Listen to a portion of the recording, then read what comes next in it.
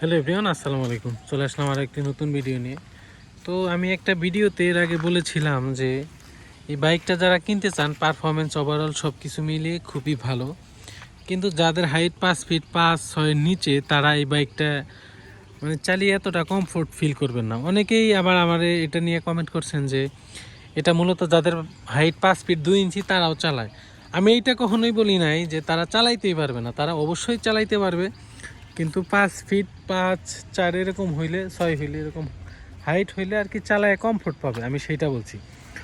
তো এখন আর একটা বিষয় ক্লিয়ার করি, আমার ওই ভিডিও দেখে যাদের হাইট কম তাদের কনফিউশনে পড়ার কোনো দরকার নাই। এই বাইকটা যাদের কেনার ইচ্ছা আছে, ভাবতেছেন হাইট কম, এটা নিয়ে আবার কনফিউশনে পড়ে যাচ্ছেন যে কিনলে আবার ঝামেলায় পড়বো কিনা।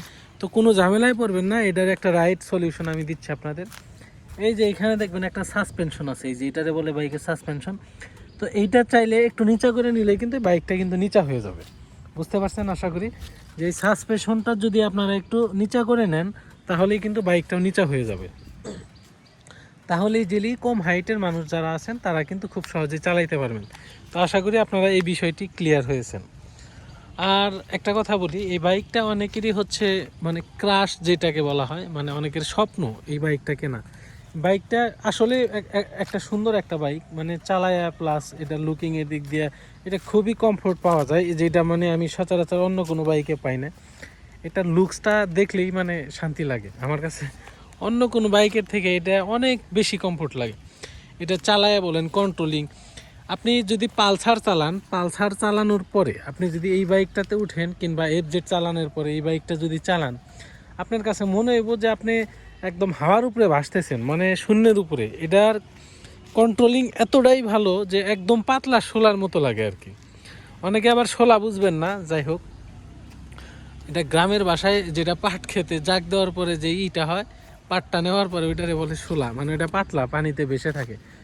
তো যাই হোক, শোলার মতো এটা পাতলা মনে হবে একদমই, যে হাওয়ায় উঠতেছেন এরকম ফিল হবে। পালসার চালাইলে দেখা যায় অনেকে হাত ব্যথা করে অনেক সময়, আমার কাছে ওই গাড়িটা অনেক ভারী মনে হয়, নিজের কাঁধের উপরে গাড়িটা উঠে রাখছি এরকম লাগে। তো পালসারের বদনাম করতেছি না, পালসার যথেষ্ট ভালো গাড়ি, অনেক শক্তিশালী। তো ওইটার তুলনায় আর কি চালায় উইরা এটা দিয়ে অনেক বেশি শান্তি। আর এটাতে মনে করেন সেকেন্ডের মধ্যে আপনার 100 টান উঠা যায়, এই 4-5 সেকেন্ডের মধ্যেই, যেটা আপনি না চালাইলে বুঝবেন না। এই বাইকটা যখনই আপনি কিনতে যাবেন অবশ্যই একবার রাইড দিয়ে নেবেন যে আপনার ভালো লাগে কিনা। আমার মনে হয় না যে এই বাইকটা যাদের কেনার ইচ্ছা আর একবার চালানোর পরে তাদের ভালো লাগবে না। আমার কাছে এটা খুবই ভালো লাগে। আমি এর আগেও এই বাইক কিনছিলাম, সেকেন্ড টাইম আবারও এই বাইকটাই কিনছি। যাই হোক, ভিডিওতে একটু নয়েজ আসতেছে, এখানে ছাগল ম্যাঁ করতেছে, কিছু মনে করবেন না। এই জায়গাটা আমার পছন্দের, যার কারণে এখানে আসি। এটা হচ্ছে টাঙ্গাইল, ডিসি লেকের পাশেই। অনেকেই চিনবেন না, এটার ভিউ দেখে একটু অপরিচিত মনে হতে পারে।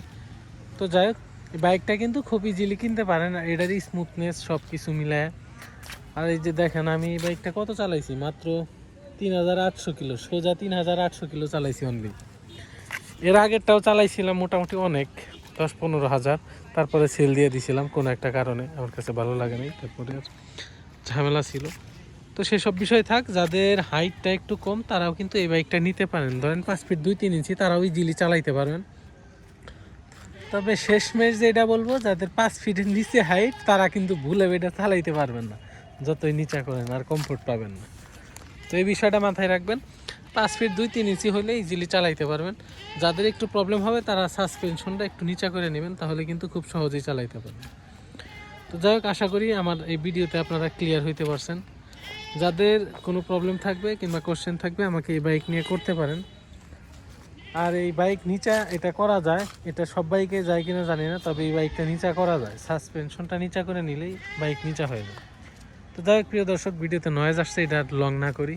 তো ভালো থাকবেন, আর আমার চ্যানেলে নতুন হলে অবশ্যই সাবস্ক্রাইব দিয়ে একটি লাইক করে দেবেন। ধন্যবাদ।